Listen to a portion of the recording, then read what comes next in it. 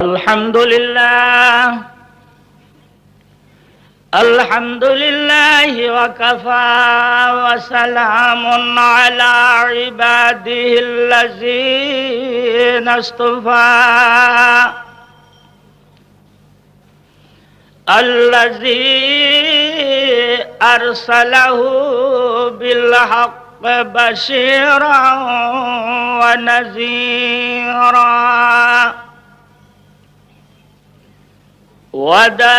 وداعيا إلى الله بإذنه وسراجا منيرا فقد قال الله تعالى في كلامه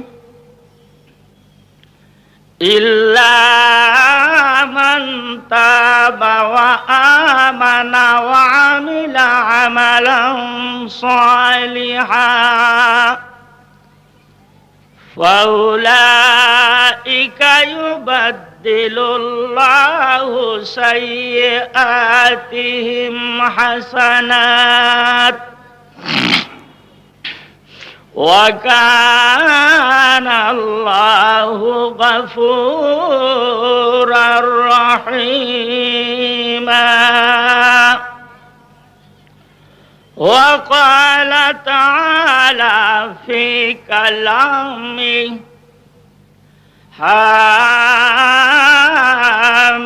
حميم والكتاب المبين إنا أنزلناه في ليلة مباركة وقال عليه الصلاة والسلام التائب من الذنب كمن لا ذنب له صدق الله مولانا العظيم وصدق رسوله النبي الكريم إن الله وملائكته يصلون على النبي يا أيها الذين آمنوا صلوا عليه وسلموا تسليما اللهم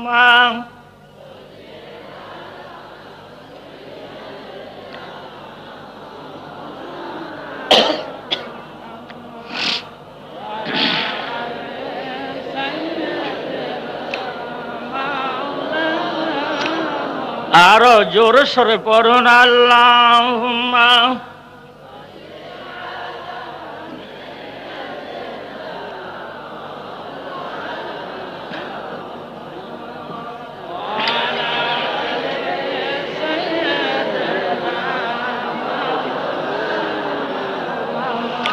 আমার সাথে সাথে বলুন বালাগাল উলা বিকামালিহি كشف الدجى بجماله حسنت جميع خصاله صلوا عليه وآله جربل بلغ العلا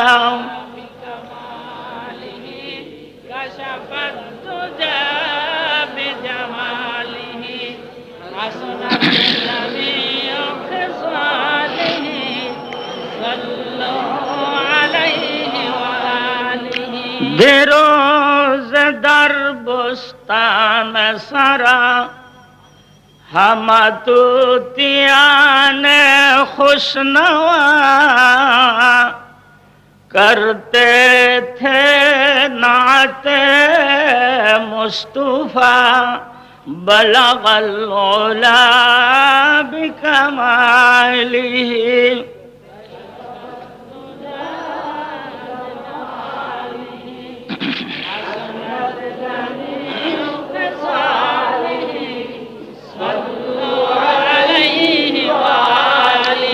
اور قمریاں بھی ذوق میں ڈالی ہوئی سرطوق میں کہتے تھے بہم شوق میں کشف الدجا بجمالی بلغ العلا بکمالی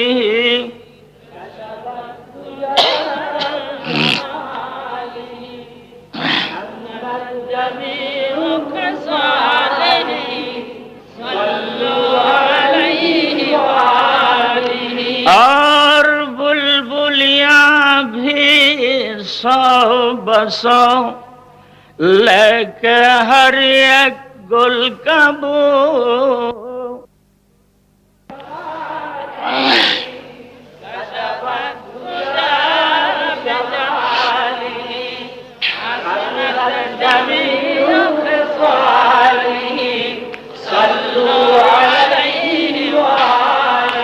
اور چڑیا بھی چاہیے بھلا انسان کیوں چپ رہی لازم ہے ان کو یوں کہی صلو علیہ وآلہ بلغ العلا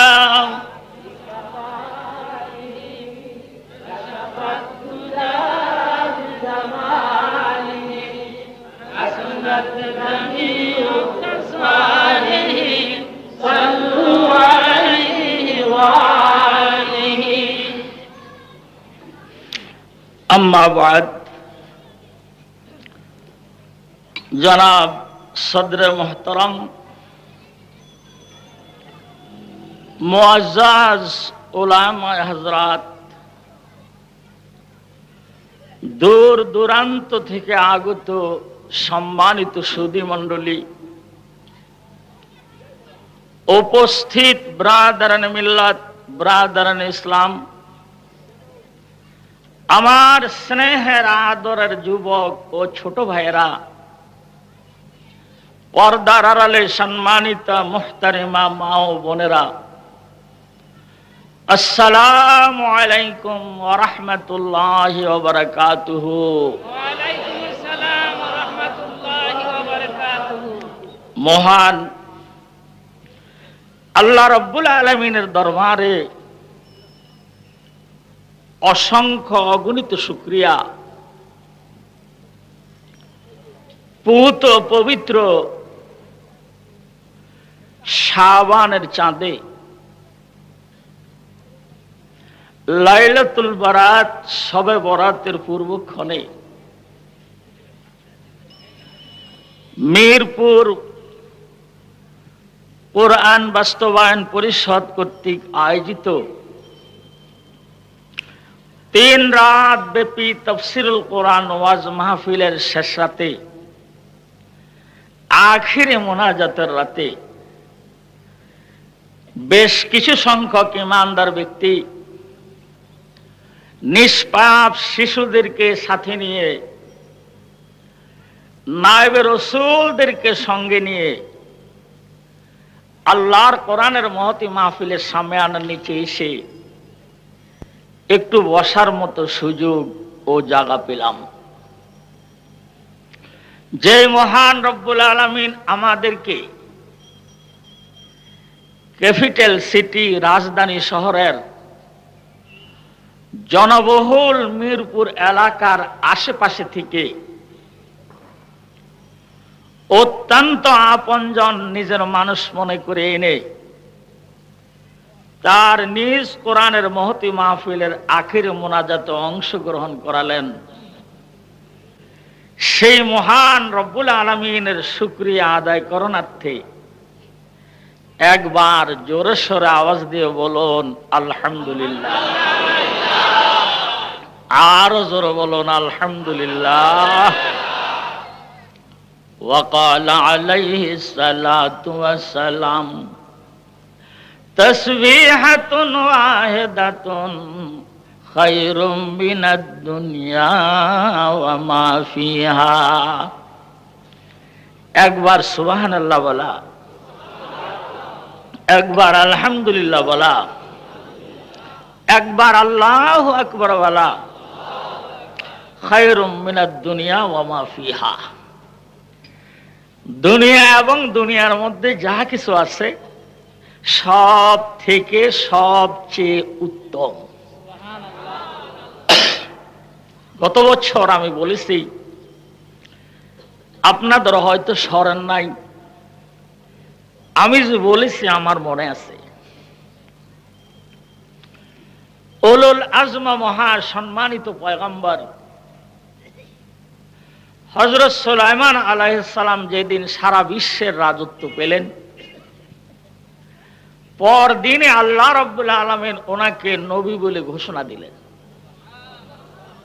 আর রাষ্ট্র আর ধর্ম যমক সন্তান। وقال عليه الصلاة والسلام الدين والملك توامان। রাষ্ট্র আর ধর্ম যমক সন্তান। তিনি যখন নবুয়তি পেলেন, সরাসরি আল্লাহর সাথে কথা বলার সুযোগ হলো, তিনি বললেন, ইয়া আল্লাহ,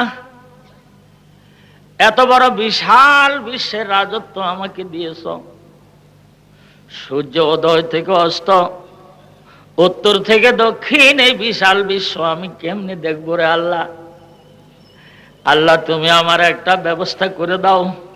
সঙ্গে সঙ্গে আল্লাহ রাব্বুল আলামিন ঘোষণা দিলেন, তুমি একটা সিংহাসন বানাও, ইঞ্জিনের ব্যবস্থা আমি আল্লাহ নিজেই করে দিব। তাফরিহুল আজকিয়া ফি আহওয়ালে আম্বিয়া নামক কিতাবের দ্বিতীয় খণ্ডে লিখেছে, সুলাইমান আলাইহিস সালাম এক সিংহাসন বানালেন। দৈর্ঘ্য এবং প্রস্থে স্কয়ার ফিট ছিল 27 মাইল। 27 মাইল স্কয়ার ফিট সিংহাসনের উপর 4 আঙ্গুল পুরো একটা স্বর্ণের পাত বসালো। মিডল পয়েন্টে মহাসম্রাটের কুরসি, ডান পাশে 300 মানুষ উজিরদের চেয়ার, বাম পাশে 300 জিন উজিরদের চেয়ার। সংসদ অধিবেশন দেখার জন্য সংরক্ষিত আসন সংখ্যা জনসাধারণের জন্য ছিল 3 লক্ষ।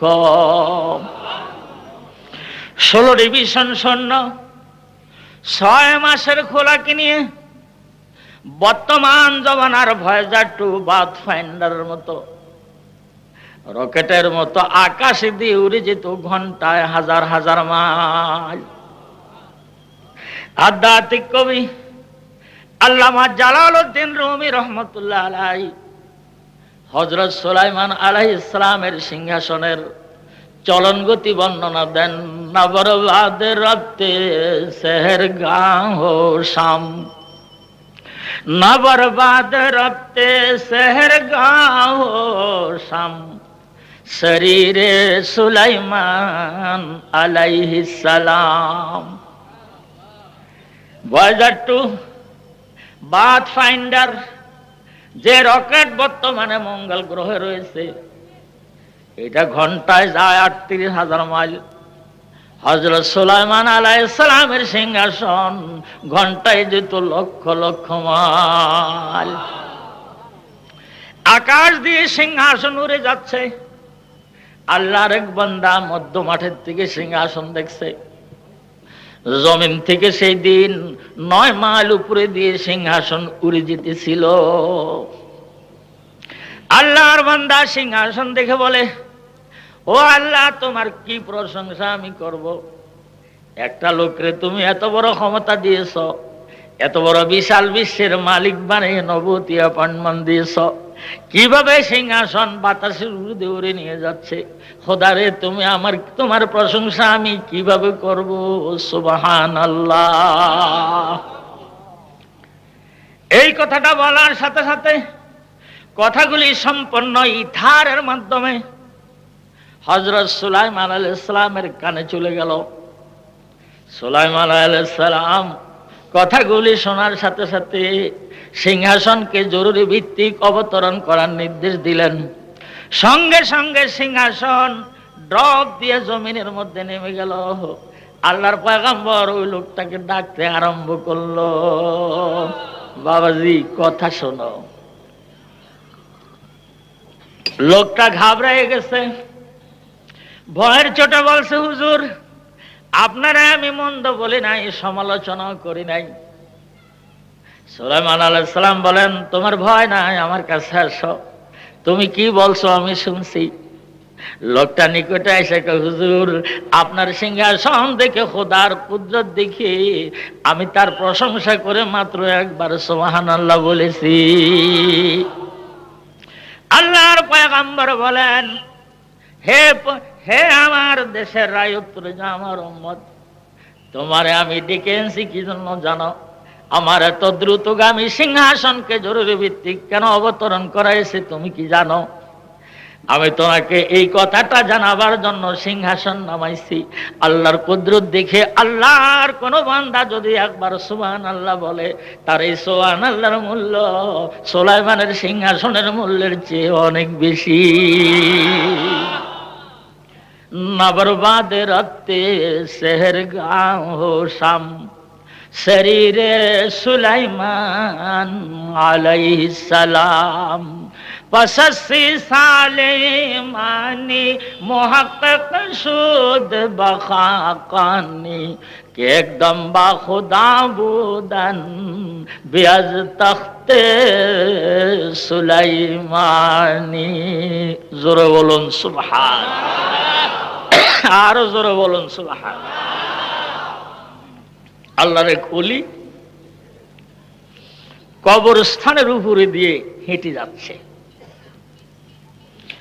তিনি শুনতে পেলেন একটা কবরের মধ্যে কোরআন শরীফ তেলাওয়াতের শব্দ শোনা যায়।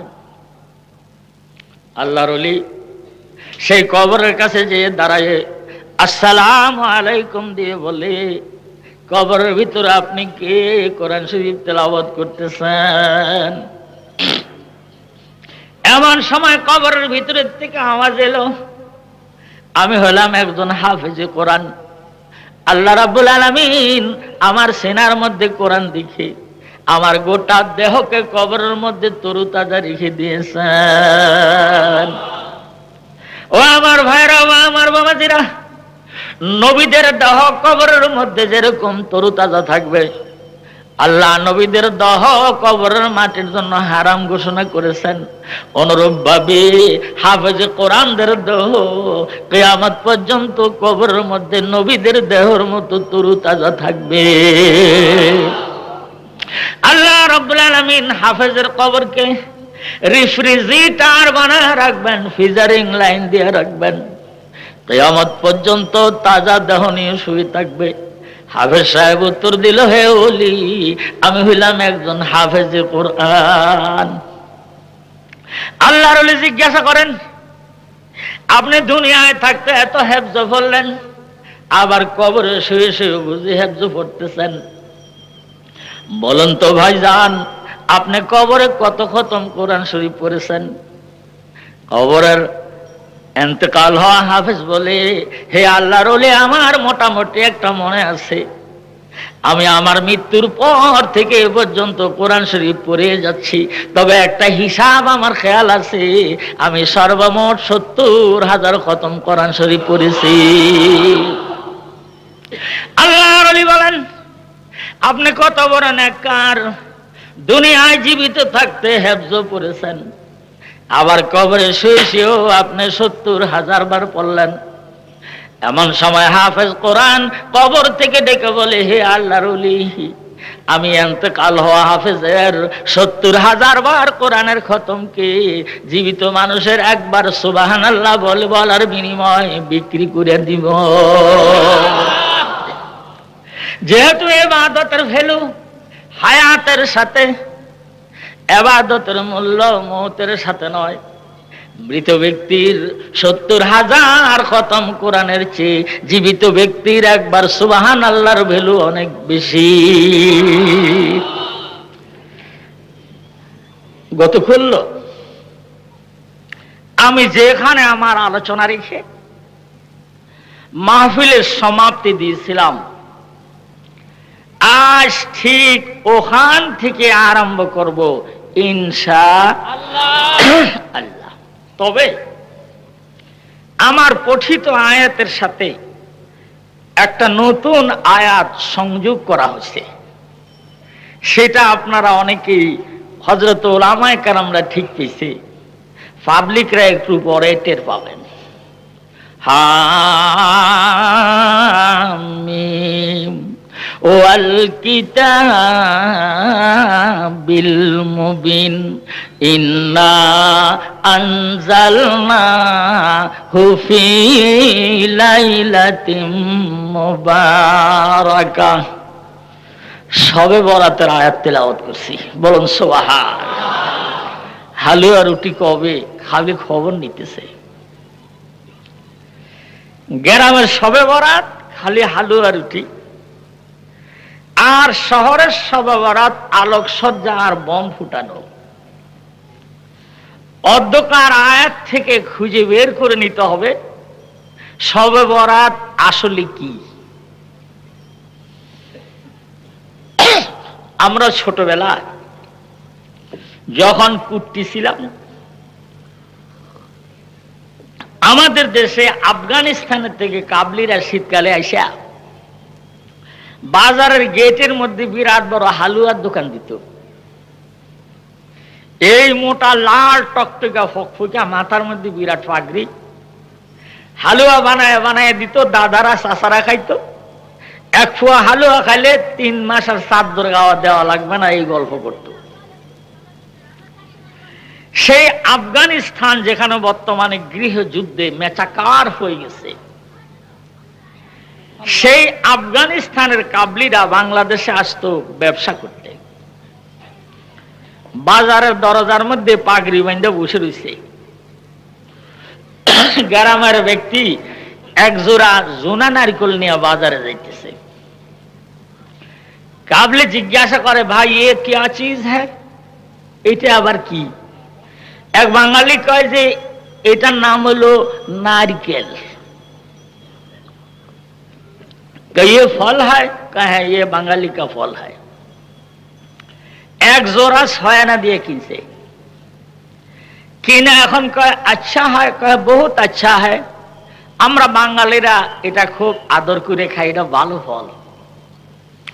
উনি মুখের চাপটিটা খুলে একটা চোষা টান দিয়া বাইর করে মুখের মধ্যে দিয়া জনসা বানিয়ে আরম্ভ করছে। সাবাইতে সাবাইতে যেই তুল তুলে ঠোঁট একেবারে কাইটা রক্ত বাইরে গেছে।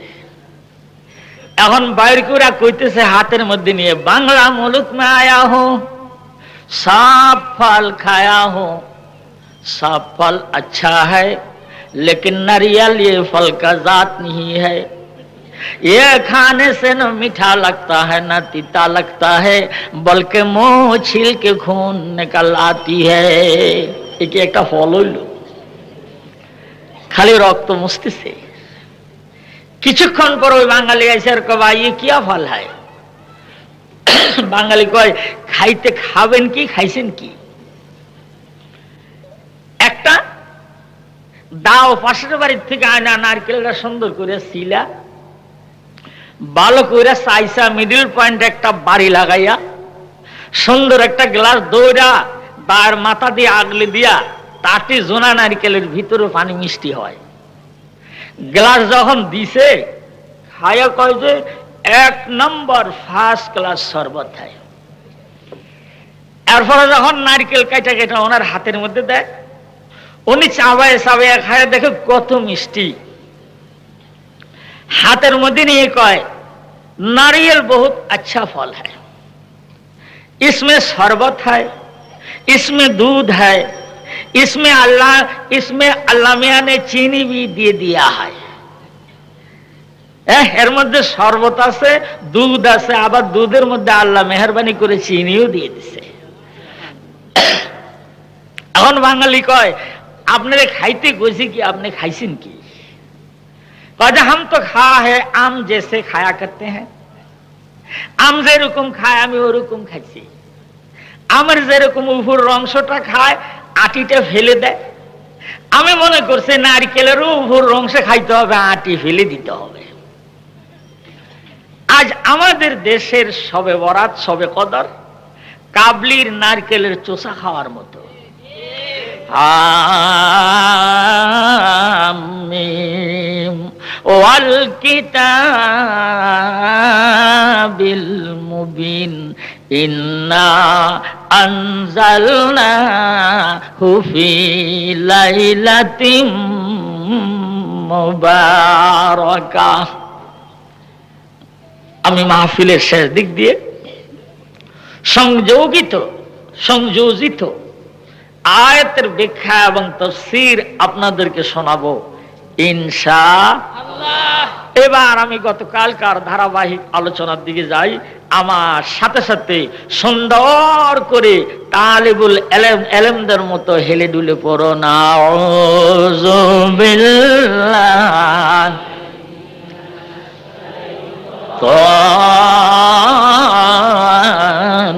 রাজিম।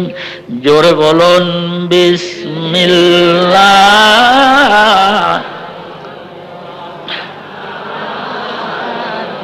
নির্রহিম। বিতাড়িত প্রতারিত শয়তান থেকে আল্লাহর কাছে পানা চাই। परम करुणा दाता दयालु अल्लाह नामे जोरे कोन अल्लाह नामे आरम्भ करिलाम। मने मने बोलेन जे 3 दिने तो आयात एकटाও শেষ করতে পারলেন না। আমি কি পারবো? আল্লাহ কয় আমি বলে পারবো না। قل لو كان البحر مدادا لكلمات ربي لنفد البحر قبل أن تنفد كلمات ربي ولو جئنا بمثله مددا। জোর সরে বলুন সুবহানাল্লাহ। ভাইজান এটা হলো তাফসীর ক্লাস, ওয়াজ নয়। খুব ধীরে ধীরে পয়েন্টগুলি খেয়াল রাখবেন, ধারাগুলি লক্ষ্য রাখবেন। সিএমবি রোড থেকে লো লাইনে নেমে আবার আধ ঘন্টা 1 ঘন্টা পরে আমি বিশ্ব রোডে উঠে যাই, এটাও খেয়াল রাখবেন। পৃথিবীর মধ্যে সবচেয়ে গভীরতম মহাসাগর হলো প্রশান্ত মহাসাগর। প্রশান্ত মহাসাগর ফিলিপাইন দ্বীপপুঞ্জের কাছে গভীরতা হলো 36,000 ফিট। পৃথিবীর সবচেয়ে উঁচা পাহাড় হলো হিমালয় পর্বত। হিমালয় পর্বতের উচ্চতা হলো 29,000 ফিটের ঊর্ধ্বে। হিমালয় পর্বতকে যদি প্রশান্ত মহাসাগরের ফিলিপাইন দ্বীপপুঞ্জের কাছে আস্থা ধরে ছেড়ে দেওয়া হয়, তাহলে হিমালয় পর্বতের সর্বোচ্চ চূড়া এভারেস্ট 7,000 ফিট পানির নিচে তলায়া থাকবে। এত গভীর। পৃথিবীর 2 নম্বর গভীরতম মহাসাগর আটলান্টিক মহাসাগর। আটলান্টিক মহাসাগরের সবচেয়ে গভীরতম জায়গার নাম হলো বারমুড ট্রায়াঙ্গেল। বারমুড ট্রায়াঙ্গেলে গভীরতা হলো 33,000 ফিট। হিমালয় পর্বতকে আস্থা ধরে ছেড়ে দিলে হিমালয় পর্বত 4,000 ফিট পানির নিচে তলায় থাকবে। লন্ডন আন্তর্জাতিক বিমানবন্দর থেকে একটা প্লেন ঘন্টায় 1000 মাইল বেগে যদি আমেরিকার ওয়াশিংটন রওনা দেয়, আর এইভাবে আটলান্টিক মহাসাগরকে পাড়ি দিতে সময় লাগে 8 ঘন্টা। আল্লাহ রাব্বুল আলামিন নিজেই বলেন, কুল লাউ কানাল বাহরু মিদাদাল লিকালিমাতি রাব্বি, প্রশান্ত মহাসাগরের সব পানি যদি কালি হয়, আটলান্টিক মহাসাগরের সব পানি যদি কালি হয়, ভারত মহাসাগরের সব পানি যদি কালি হয়, উত্তর মহাসাগর দক্ষিণ মহাসাগরের সব পানি যদি কালি হয়, দুনিয়ার মানব আর দানব তোমরা যদি লিখক হও, গাছপালা তরুলতা ছোট্ট ছোট্ট করে কলম বানিয়ে যদি আমার কোরআনের তাফসীর আর ব্যাখ্যা তোমরা লিখতে আরম্ভ করো, লিখতে লিখতে মহাসাগরের পানি কালি ফুরিয়ে যাবে, কিন্তু আমার কোরআনের তাফসীর আর ব্যাখ্যা ফুরাবে না। ওয়ালাউ জিনা বিমিসলিহি মাদাদা, আল্লাহ বলেন এই পানিকে যদি তোমরা ডবল করে নাও, দ্বিগুণ করে নাও, এরপরে কালি বানাইয়া যদি আমার প্রশংসা লেখা আরম্ভ করো, লিখতে লিখতে দ্বিগুণ কালি ডবল কালিও ফুরিয়ে যাবে, শেষ হয়ে যাবে, কিন্তু আমার কোরআনের তাফসীর আর ব্যাখ্যা, আমার প্রশংসা লেখা ফুরাবে না। কোরআনের সূরা লোকমানের শেষ অংশে আল্লাহ রাব্বুল আলামিন গনে বেশি বলেন, সামাতু আবহুরিন মা নাফিদাত কালিমাতুল্লাহ, 7 সাগরের পানিকে যদি তোমরা কালি বানায় নাও, এরপরে আমার কোরআনের তাফসীর লেখো, আমার প্রশংসা লেখো, লিখতে লিখতে 7 সাগরের পানি কালি ফুরিয়ে যাবে, শেষ হয়ে যাবে, কিন্তু আমার প্রশংসা লেখা, কোরআনের তাফসীর লেখা শেষ হবে না। সেই কোরআনের তাফসীরের একটা আয়াত আমার মতো একটা কম লেখাপড়া জানা মানুষ, নাই বিদ্যা বুদ্ধি, নাই ভাষা জ্ঞান, আমি কি পারি এই কোরআনের তাফসীর করতে? তবে আমার পাওয়ার হাউসগুলি অত্যন্ত পাওয়ারফুল, যার কারণে অচল বাল্বটা মিটমিট করে জ্বলছে। আমার তাফসীরের সবচেয়ে পাওয়ারফুল পাওয়ার হাউস লালবাগ শাহী মসজিদের সামনে ঘুমায় রয়েছেন। তিনি হলেন আমার তাফসীরের উস্তাদ, সিরাত মাহফিলের প্রতিষ্ঠাতা মরহুম হযরত মাওলানা মুফতি দ্বীন মোহাম্মদ খান সাহেব রহমতুল্লাহ আলাইহি।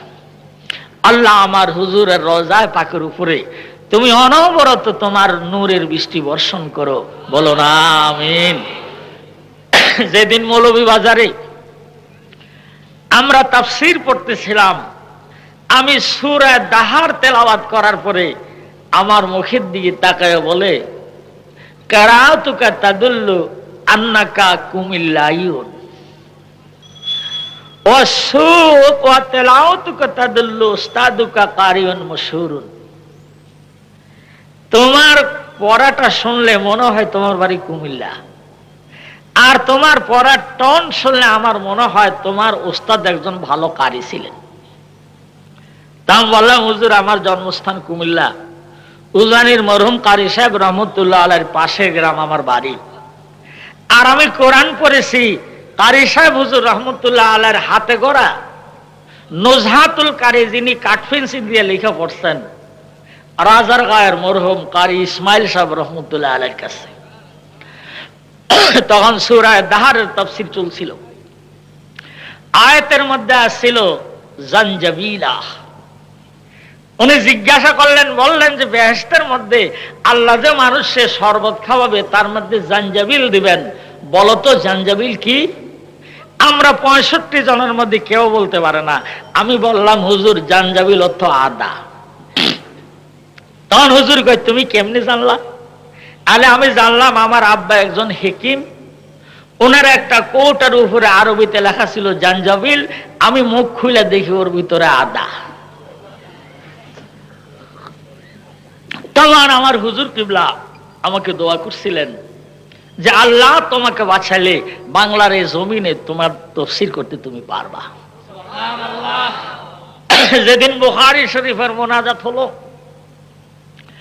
মরহুম হযরত মাওলানা জাফর আহমদ উসমানী রহমতুল্লাহ আলাইকে আমাদের খতমে বুখারীর জন্য পাকিস্তান থেকে আনা হলো। তিনি হাদিস পড়ালেন, কালমাতান খফিফাতান আলাল লিসান হাবিবাতান ইনদার রহমান সাকিলাতান আলাল মিজান। বলুন সুবহানাল্লাহি ওয়া বিহামদিহি সুবহানাল্লাহিল আযীম। এই হাদিসটা দিয়া বুখারী শরীফের সমাপ্তি সবক জাফর আহমদ উসমানী সাহেব পড়ালেন। পড়ায় 45 জনের উপরে মুহাদ্দিস লালবাগ শাহী মসজিদে উপস্থিত। আমার রাহবারে কামেল তবিবুল মিল্লাত মরহুম হযরত মাওলানা শামসুল হক সাহেব ফরিদপুরি রহমতুল্লাহ আলাইহি বললেন, দাওরা হাদিসের ছাত্রদের মধ্যে একজন একটু ওয়াজ করো, আমি শুনবো। কারো সাহসে কুলাইল না। আমি বললাম, হুজুর আমি পারবো। কয় কও দেখি। আমি বললাম, কুল ইন কুনতুম তুহিব্বুনাল্লাহ ফাত্তাবিউনি ইউহিব্বুকুমুল্লাহ ওয়া ইয়াগফির লাকুম যুনুবাকুম ওয়াল্লাহু গফুরুর রহিম। টুকটুক করে ফলাফান মানুষ, 26 বছর বয়স, আধা ঘন্টা বয়ানের পরে মিটমিট করে আমার দিকে তাকায় হাসে। হাসে কয়, তোমার আব্বা আমার মুরিদ, তুমি আমার একদিক দিয়ে নাতি, আরেক দিক দিয়ে ছাত্র। আল্লাহ যদি তোমাকে বাঁচায় রাখে, তুমি ওয়াজ করতে পারবা। আল্লাহর ওলিদের নজর আমার পাওয়ারফুল পাওয়ার হাউসগুলির থেকে সরবরাহ আসে বলে আমার মতো এই মিটমিটে অচল ভাল্ব টুকটুক করে জ্বলছে। এবার আসুন আমি সামনে চলি। ওয়ান ইবনে আব্বাস রাদিয়াল্লাহু তাআলা আনহু ক্বালা রাসূলুল্লাহ, বলুন সাল্লাল্লাহু আলাইহি ওয়াসাল্লাম, হাতে গণবেন, জায়্যানাস সামাআ বিল কাওয়াকিব। আল্লাহ রাব্বুল আলামিন এই আসমানকে সাজাইছে তারকা দিয়ে। যদি আসমানগুলির মধ্যে তারকা না থাকতো তাহলে আল্লাহর আসমানকে এত সুন্দর দেখাতো না। বিধবা বিধবা মনে হইতো, ন্যাংটা ন্যাংটা মনে হইতো। ওয়াজায়্যানাল মালাইকাতা বিজিবরিল আলাইহিস সালাম।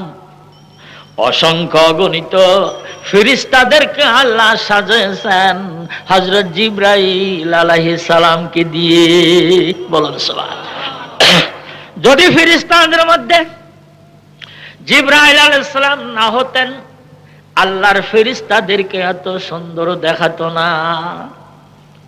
ওয়াজায়্যানাল আম্বিয়া বি মুহাম্মাদিন সাল্লাল্লাহু আলাইহি ওয়াসাল্লাম। অসংখ্য গণিত নবী রাসূলদেরকে আল্লাহ সাজায়েছেন হযরত মুহাম্মদুর রাসূলুল্লাহ সাল্লাল্লাহু আলাইহি ওয়াসাল্লামকে দিয়ে। যদি নবী মিশনের মধ্যে মুহাম্মদুর রাসূলুল্লাহ না আসতেন, তাহলে আদম, মুসা, ঈসা, আইয়ুব, সুলাইমানকে এত সুন্দর মানাইতো না। বলুন সুবহানাল্লাহ। ওয়াজায়্যানা শুহুরা বিশাহরি রমাদান। 12 মাসকে আল্লাহ রাব্বুল আলামিন সাজাইছেন রমজানের মাস দিয়ে। যদি রমজানের মাস না হতো, মুহররম, সফর, রবিউল আউয়ালকে এত সুন্দর দেখাতো না। মসজিদগুলিকে আল্লাহ সাজাইছেন কাবা দিয়ে। যদি কাবা পৃথিবীর হেডকোয়ার্টারের মধ্যে না থাকতো, দুনিয়ার মসজিদের মাথা ঠিক থাকতো না, আউলিয়ে যেত সব। যে চাঁদা বেশি দিত সে বলতো আমার বাড়ির দিকে মেহরাব দিতে হবে। প্রভাবশালী প্রতাপশালী ব্যক্তিরা বলতো মসজিদের মাথা আমার বাড়ির দিকে ঘুরাই দিও। আল্লাহ পৃথিবীর হেডকোয়ার্টারের মধ্যে কাবা দিয়ে গোটা বিশ্বের মানুষকে জানায় দিয়েছেন, ফাওয়াল্লু উজুহাকুম শাতরাল মসজিদিল হারাম। যে যেখানেই থাকো না কেন, তোমাদের মসজিদের মেহরাব, তোমাদের মুখ আমার খানায় কাবার দিকে ফিরাও। সুতরাং আল্লাহ রাব্বুল আলামিন পৃথিবীর বর্তমান সংখ্যায় 18 লক্ষ মসজিদকে সাজাইছেন কাবা শরীফ দিয়ে, দিনগুলিকে সাজাইছেন জুমার দিন দিয়ে। বলেন সুবহানাল্লাহ। কিতাবগুলিকে আল্লাহ সাজাইছেন, রাতগুলিকে আল্লাহ সাজাইছেন শবে বরাতের রাত দিয়ে। 104 খানা কিতাবকে আল্লাহ সাজাইছেন কোরআন শরীফ দিয়ে। কোরআন শরীফকে আল্লাহ সাজাইছেন বিসমিল্লাহির রহমানির রহিম দিয়ে। বিদায় আসুন, ধারাবাহিক ভাবে আরম্ভের প্রারম্ভে আমরা আল্লাহর কোরআনকে সুন্দর নববধূর মতো সাজায় নেই। পড়ুন বিসমিল্লাহির রহমানির রহিম। পরম করুণাময় দাতা দয়ালু আল্লাহর নামে জোরে বলুন।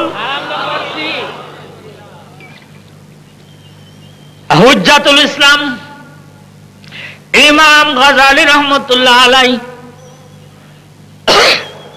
কিমিয়ায়ে সাআদাত নামক কিতাবের মধ্যে লিখেছেন, হাসর ময়দানে আল্লাহ যেদিন সিংহাসনে সমাসীন হবেন, সম্পন্ন মানুষগুলির আটকায় নিয়ে সর্বপ্রথম তিনি অন্ধ লোকগুলিকে সিংহাসনের কাছে ডাকবেন। বলুন সুবহানাল্লাহ। অন্ধ, যারা অন্ধ হয়ে গেছে, এরপরে অন্ধত্বের উপরে সবার শুকর করে ইবাদত বন্দেগী করেছে, আল্লাহ শুকরিয়া আদায় করে ঈমানের সহিত মৃত্যুবরণ করেছে, হাসরের ময়দানে সর্বপ্রথম আল্লাহ সিংহাসনে সমাসীন হয়ে অন্ধ লোকগুলিকে সিংহাসনের কাছে ডেকে আনবেন। বলুন সুবহানাল্লাহ। অন্ধ এদেরকে ডেকে এনে আল্লাহ বলবেন, আমি তোমাদেরকে পরীক্ষা করার জন্য অন্ধ করে দিয়েছিলাম, তোমরা এই অন্ধত্বকে মেনে নিয়ে সবর শুকর করে আমার ইবাদত করেছো, বিদায় ঈমানের সহিত মৃত্যুবরণ করে হাসরের ময়দানে উপস্থিত হয়েছ। 1 নম্বরে হিসাব কিতাবের পূর্বেই আমি আল্লাহ রাব্বুল আলামিন তোমাদেরকে মাফ করে দিলাম। 1 নম্বর, এই স্লিপ দরখাস্ত এগুলি যেন আমার চোখে না পড়ে। 2 নম্বরে আল্লাহ রাব্বুল আলামিন ডাকবেন শহীদদেরকে। শহীদদেরকে ডেকে আল্লাহ বলবেন, তোমরা আগে আগে আমার কাছে আসো। রক্ত মাথা জামা কাপড় নিয়ে শহীদের দল আহকামুল হাকিমিনের সিংহাসনের কাছে যেয়ে দাঁড়াবে। গা দিয়ে টপ টপ করে রক্তগুলি পড়তে আরম্ভ করবে। আল্লাহ বলবেন, আসো তোমরা আসো, আমার কাছে আসো। তারা না দাঁড়াই বেহেশতের দিকে রওনা হবে, খাড়া না। আল্লাহ বলবেন, এইদিকে আসো, খারাবে না। তোমরা এইদিকে আসো। তারা বলবে, কেন আসবো? বামা সরগার খোদা ফুরসদ বগদার জওয়াবে ও শহীদে খঞ্জারে ইসকাত গাওয়াহে ও কাফনদারাম। আল্লাহ দেখো না, কাফনের মধ্যে তাজা রক্ত টপ টপ করে পড়তেছে, তুমি কি দেখো না? এ আল্লাহ মাটির লোহা খেয়ে ফেলে, কিন্তু হাজার হাজার বছর আমরা তোমার মাটিতে তাজা রক্ত নিয়ে শুয়ে রইলাম। আমাদের দেহ খাওয়া তো দূরের কথা, আমাদের কাফনের কাপড়ও তোমার জমিন হজম করতে পারে নাই। বাবা সরকার খুদাপুর সাদ বগুয়ামদার জওয়াবে শহীদে খঞ্জরে ইসকাত গওয়াহে কাফনদারাম। দেখো না তাজা রক্তগুলি কিভাবে কিভাবে টপ টপ করে পড়তেছে। আল্লাহ রাব্বুল আলামিন বলবেন আমার কাছে কিছু চাইয়া দাও না। কত মানুষের চাওয়ার জন্য দাঁড়াই আছে, আমি দেই না। আর তোমাদেরকে আমি অনুরোধ করতেছি, তোমরা চাও আমি দিব। শহীদরা বলবে খোদারে তোমার কাছে চাওয়ার মতো পাওয়ার মতো আমাদের কিছু নাই। যদি তুমি দিতেই চাও মেহেরবানি করে দুনিয়ায় পাঠাও, আবার একটু শহীদ হওয়ার সুযোগ আমাদের দিয়ে দাও। আল্লাহ রাব্বুল আলামিন জিজ্ঞাসা করবেন তোমাদের উপরে এত নির্যাতন, তোমাদের উপরে এত অত্যাচার, বেড দিয়ে চামড়া খুলে লবণ লাগানো হলো, ব্যানেট চার্জ করে দিয়ে তোদের ক্ষত বিক্ষত করা হলো, এরপরও আবার দুনিয়ায় যে শহীদ হতে চাও কেন? ওই শহীদের দল বলবে খোদারে শহীদের শাহাদাতের উপরে দিয়ে নির্যাতন আর অত্যাচার, ভিতর দিয়ে যে এত স্বাদ, যদি দুনিয়ার ইমানদাররা জানতো, প্রতিটা ইমানদার শহীদ হয়ে তোমার দরবারে হাজির হইতো। খোদারে লক্ষ লক্ষ বছর তোমার জমিনের মধ্যে শুয়ে রয়েছে, তোমার ইসরাফিল যখন সিংহায় ফু দিছে, রক্ত মাখা জামা নিয়ে যখন কবর থেকে ঠেলে উঠলাম, জিহ্বা নাড়া দিয়ে দেখি জিহ্বার মধ্যে শাহাদাতের স্বাদ অনুভব হয়। বাবা সরকার খুদাপুর সাদ ও বগুই আমদার জওয়াবে শহীদে খঞ্জরে ইসকাত গওয়াহে কাফনদারাম। আল্লাহ কবে ঠিক আছে যাও, আমি তোমাদেরকেও মাফ করে দিলাম। নবীদের আগে ওলিদের আগে শহীদের দল রক্ত মাখা জামা নিয়ে বেহেশতের দিকে রওনা হয়ে যাবে। আল্লাহ কত সুন্দর করে বলেন, ওয়ালা তাকুলু লিমান ইউক্তালু ফি সাবিলিল্লাহি আমওয়াত বাল আহয়াউ ওয়ালাকিন লা তাশউরুন। আল্লাহ বলেন খবরদার, আমার পথে যারা জীবন উৎসর্গ করেছে তাদেরকে তোমরা শহীদ, তাদেরকে তোমরা মৃত্যু বলো না। আল্লাহ বলেন বাল আহয়াউন, বাল ইংরেজিতে তার তরজমা হয় বাট, বাংলায় বলবে বরং। বাল আহয়াউ ওয়ালাকিন লা তাশউরুন। আল্লাহ বলেন খবরদার, আমার রাহে আমার পথে যারা জীবন দিয়ে উৎসর্গ জীবন করে যারা আমার কাছে এসেছে, তোমরা তাদেরকে মৃত্যু বলো না। বাল আহয়াউন, তারা হলো জিন্দা। ওয়ালাকিন লা তাশউরুন, কি ধরনের তাদেরকে জিন্দা রেখেছি তোমাদের বুঝে আসবে না। বলুন সুবহানাল্লাহ। মাপ পাইল 2 নম্বরে শহীদের দল। এইবার ইমাম গাজালি রহমতুল্লাহ আলাইহি লিখেন, এইবার আল্লাহ রাব্বুল আলামিন বলবেন তোমরা শান্ত হও। সম্পূর্ণ হাসর ময়দানের মানুষকে শান্ত করবে আল্লাহ রাব্বুল আলামিন 2টা ট্রায়াল দিবেন। বলুন সুবহানাল্লাহ। 1 নম্বর ট্রায়ালে আল্লাহ বলবেন এখন আমি বিচার আরম্ভ করি নাই, তোমরা কে কে দুনিয়ায় আমারে সিজদা দিছো একটু দেখাও। বলার সাথে সাথে নামাজি ব্যক্তিরা আল্লাহু আকবার বলে সিজদার মধ্যে চলে যাবে। সিজদার মধ্যে যাওয়ার পর আল্লাহ বলবেন তোমরা এত লম্বা সিজদা কেন দিচ্ছ? কিতাবের মধ্যে লেখে, কোরআন শরীফের মধ্যে রয়েছে, একটা সিজদার মধ্যে 1 ঘন্টা না 2 ঘন্টা না, একই সিজদার মধ্যে 50,000 বছর কাটাইয়া দিবে। ও আমার ভাইরা, ও আমার বাবাজিরা, এই 50,000 বছর আমাদের বাংলাদেশে হিসাব নয়। আল্লাহ নিজে কোরআনে বলেন, কানা মিকদারুহু আলফা সানাতিম মিম্মা তাউদ্দুন, তোমাদের দেশের 1000 বছরে আমার পরকালের হবে মাত্র একটি দিন। এক সিজদার মধ্যে 50,000 বছর কাটিয়ে দিবে। 50,000 বছর পর যখন মানুষগুলি সোজা হবে, আল্লাহ বলবেন, এত লম্বা সিজদা তোমরা কেন দিলা? এক সিজদার মধ্যে 50,000 বছর কেটে গেল। ওই নামাজি ব্যক্তিগুলি বলবে, খোদা রে, দুনিয়ায় না দেখা সুবহানা রাব্বিয়াল আলা বলছি, আজ দেখে দেখে বলি তৃপ্তি বেশি হয়েছে। দেখে দেখে বলছি, এই জন্য সময় বেশি লেগেছে। এত সময় লাগবে তা আমরা জানি না, আমাদের কাছে অল্প সময় মনে হলো। আল্লাহ বলবেন, অল্প সময় নয়, তোমরা এক সিজদার মধ্যে 50,000 বছর কাটাই দিয়েছ। এবার আল্লাহ রাব্বুল আলামিন বলবেন, ও নামাজির দল, দুনিয়ার মধ্যে কোনদিন এক সিজদায় তোমরা রাকাত পড়ো নাই। 2 সিজদা ছাড়া রাকাত হয় না। এখন আরেকটা সিজদা তোমরা সংক্ষেপে দাও, সিজদা থেকে মাথা উঠাইয়ে সরাসরি তোমরা আমার ব্যস্ত শান্তি নিকেতনে চলে যাও।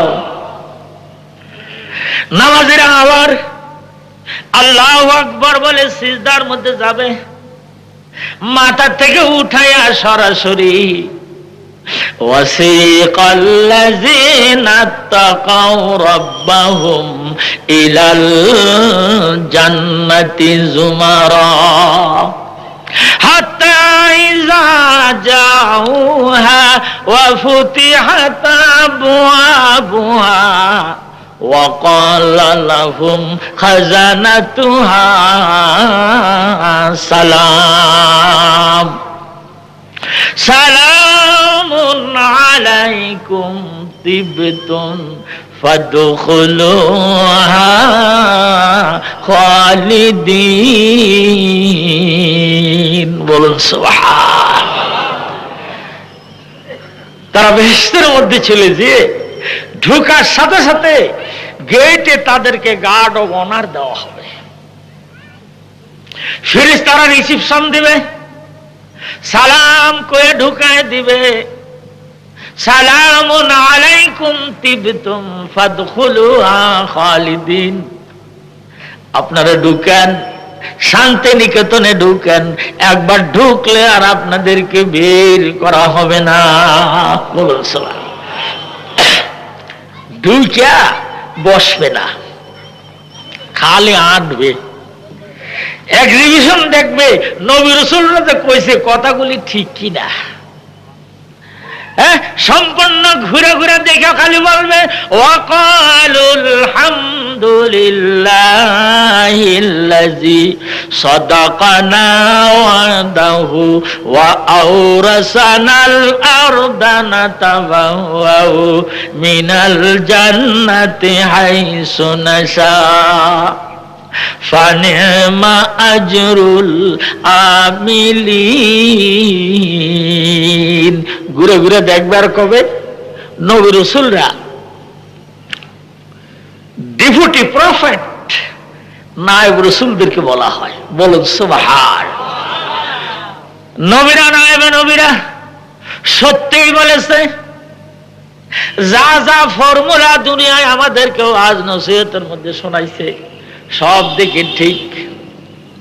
দেখাশোনার পরে অত্যন্ত স্বস্তির নিঃশ্বাস নিয়ে বসবে, উপরের দিকে তাকায় দেখবে সরাসরি আল্লাহর আরশ দেখা যায়।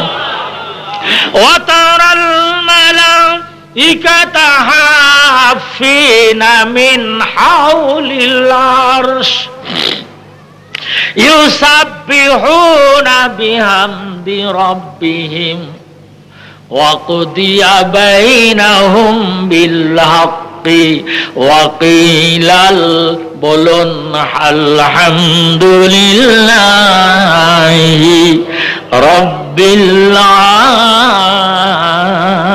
আলামিন। জোরে জোরে বলুন সুবহান।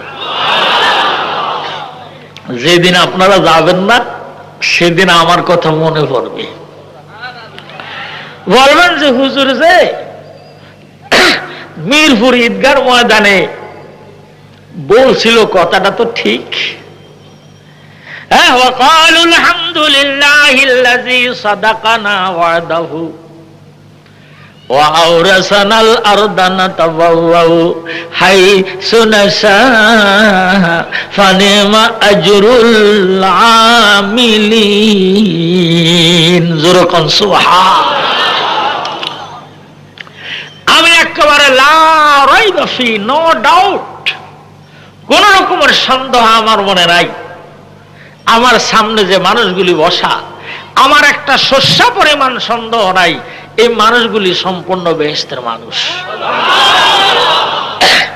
বেহেশতে মানুষ না হইলে বাড়িতে এত সুন্দর সুন্দর গদি থুইয়া এই ভিজা মাটির মধ্যে মানুষ ছালায় বসে থাকে নাকি? এত আরামের ঘুম হারাম করে দিয়ে এভাবে ছায়ে থাকে নাকি বেহেশতের মানুষ না হইলে? 2 নম্বর, কতগুলি লোক আল্লাহর সিংহাসনের কাছে দাঁড়ায় থাকবে। গত করলো তার আংশিক বর্ণনা আমি দিয়েছি। আল্লাহ বলবেন তোমরা আবার কোনা দূরে দাঁড়ায় আছো কা? ওই লোকগুলি বলবে খোদারে আমরা দাঁড়াই আছি, আমরা তোমার আপন মানুষ। বলেন সুবহান। আমরা তোমার নিজের লোক। আল্লাহ বলবেন তোমরা আবার আমার কেমন নিজের লোক? কয় সকলের বিচার আচার হয়ে যাচ্ছে, কিন্তু আমরা হইলাম আপন মানুষ, আমরা হইলাম বন্ধু মানুষ। আমরা তো আশা করি না বন্ধু বন্ধুর বিচার করবে। সুবহান। নাহানু আউলিয়াউকুম ফিল হায়াতিদ দুনিয়া ওয়া ফিল আখিরাহ ওয়া লাকুম ফিহা মা তাশতাহি আনফুসুকুম ওয়া লাকুম ফিহা মা তাদউন। আল্লাহ দুনিয়ায় তোমার কোরআনে আমরা শুনেছি আমরা তোমার বন্ধু, আর বন্ধু বন্ধুর দুনিয়া আখিরাতে সাথী হয়ে থাকবে। বিচারে ভয় পাই নাই, যেহেতু বন্ধু সিংহাসনে বসা, আমাদের কিসের ভয়? বলুন সুবহান।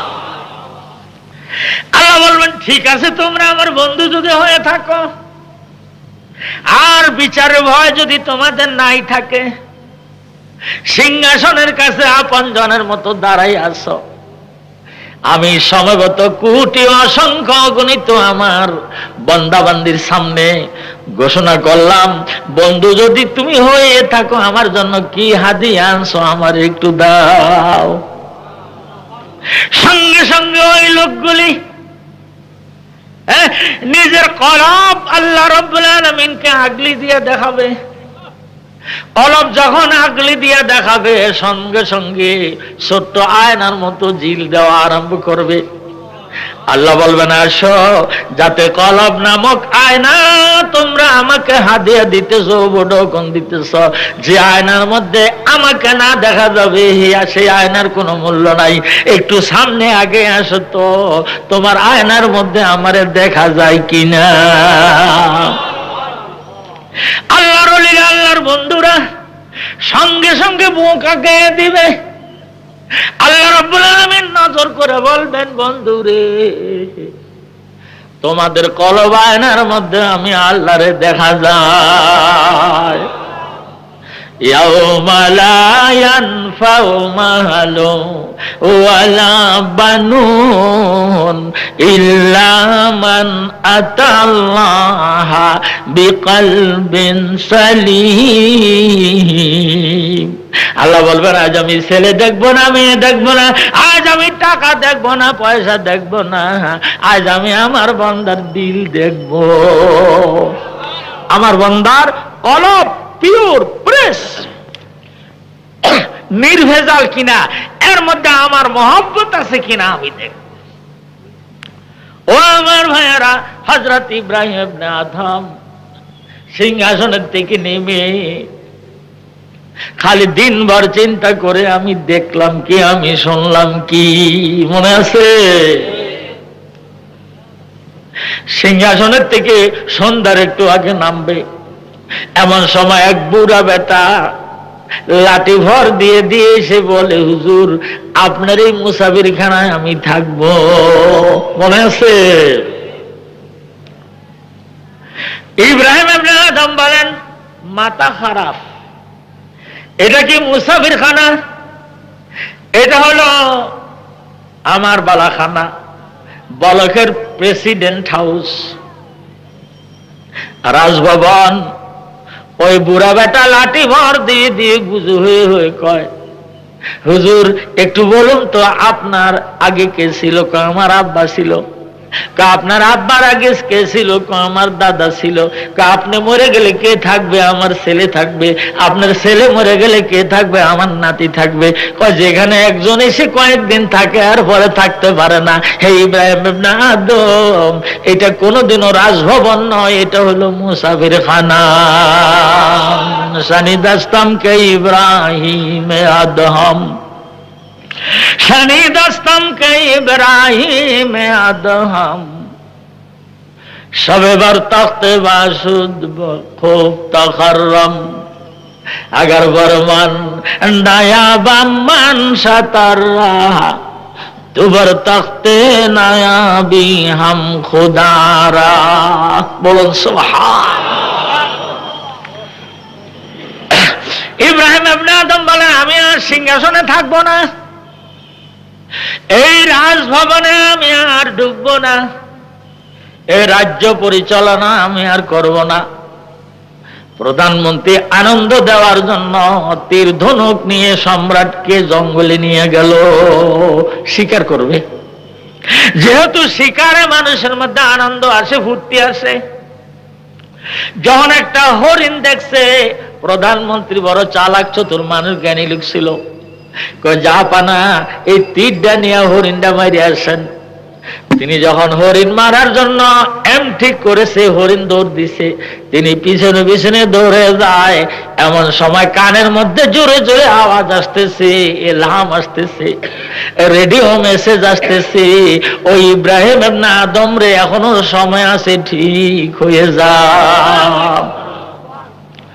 এই কথাটা শোনার সঙ্গে সাথে উনি দাঁড়ায় গেছে। এই কথা আমার কে বললো? এই আওয়াজ কোথা থেকে আসলো?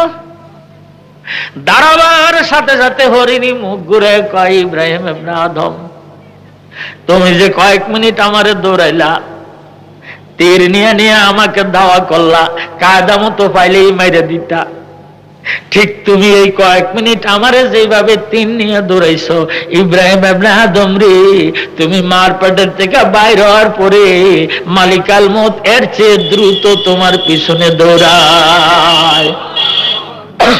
তোমার যেখানে পাবে ঠিক সময় মতো যদি পেয়ে যায়, আল্লাহ যদি বলে ধরো, সঙ্গে সঙ্গে তোমারে মেরে দিবে। বিদায় এত ধাওয়া দায়ী করো না, এখনো সময় আছে, তুমি ঠিক হয়ে যাও। বলেন সুবহান।